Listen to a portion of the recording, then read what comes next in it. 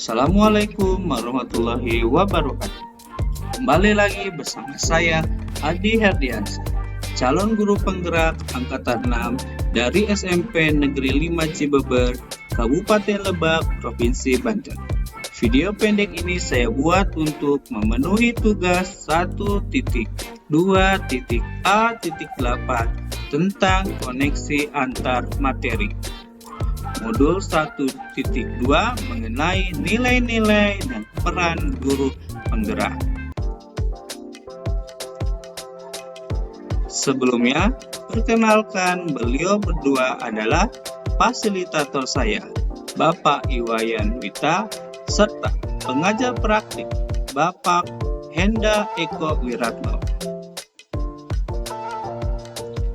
Setelah saya menjalani pembelajaran dari modul 1.1 hingga modul 1.2 berikut adalah hal yang menjadi pembelajaran bagi saya. Yang pertama adalah bagian peristiwa. Momen yang paling penting menantang serta mencerahkan bagi saya dalam proses pembelajaran modul 1.1 hingga modul 1.2 adalah momen menantang. Bagi saya, momen menantang pada saat proses pembelajarannya, karena dengan menggunakan alur merdeka, di mana alur merdeka merupakan singkatan dari mulai dari diri, eksplorasi konsep, ruang kolaborasi, demonstrasi kontekstual, elaborasi pemahaman, koneksi antar materi, dan yang terakhir adalah aksi nyata. Selain itu, yang menantang bagi saya adalah harus melakukan aksi nyata di sekolah setiap di akhir modul. Sedangkan untuk momen penting dan mencerahkan, pada modul 1.1 pengetahuan dan memahami refleksi filosofis pendidikan Ki Hajar Dewantara. Serta pada modul 1.2 saya telah mengetahui nilai-nilai dan peran guru penggerak serta mengetahui cara kerja otak manusia. Setelah selesai mempelajari dari kedua modul tersebut, koneksi antar materi modul 1.1 dan modul 1.2 yang saya pahami adalah, menurut Ki Hajar Dewantara, pendidikan adalah menuntun segala kodrat yang ada pada anak-anak, serta pendidikan yang menghambat terhadap anak, di mana pendidikan harus berorientasi pada murid. Hal ini sejalan dengan nilai guru penggerak, yaitu berpihak pada murid, serta peran guru penggerak, yaitu mewujudkan kepemimpinan murid. Berikutnya adalah perasaan. Saat momen itu terjadi, saya merasa seperti bagaikan seorang murid di sekolah yang mendapatkan ilmu pengetahuan baru, sehingga menambahkan pengetahuan dan merubah cara pandang serta berpikir yang lebih luas. Saya merasa bagaikan seorang guru yang harus banyak belajar untuk meningkatkan kompetensi agar menjadi guru yang lebih berkualitas. Saya merasa ada yang harus diperbaiki dari diri saya tentang cara pandang saya terhadap proses pembelajaran dan perlakuan saya terhadap murid. Intinya, saya harus terus belajar untuk berubah menjadi lebih baik lagi. Selanjutnya adalah pembelajaran.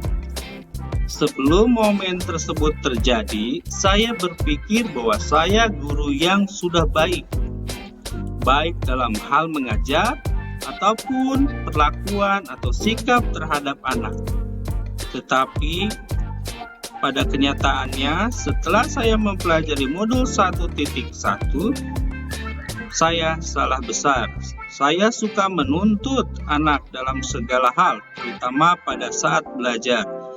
Anak harus bisa dan menurut apa yang diperintahkan oleh gurunya. Yang berikutnya, hanya bertujuan menyampaikan ilmu pengetahuan semata. Berikutnya, menganggap semua siswa itu sama dan hanya berorientasi penilaian kognitif semata.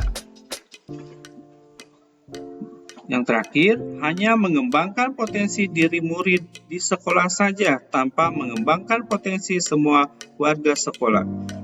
Salah satunya rekan sejawat. Sekarang saya berpikir bahwa saya harus mampu menjadi pemimpin pembelajaran yang berpihak pada murid, menjadi coach bagi guru lain, mendorong kolaborasi baik dengan warga sekolah, komite, ataupun orang tua murid, mewujudkan kepemimpinan murid, serta menggerakkan komunitas praktis yang ada di sekolah ataupun di luar sekolah.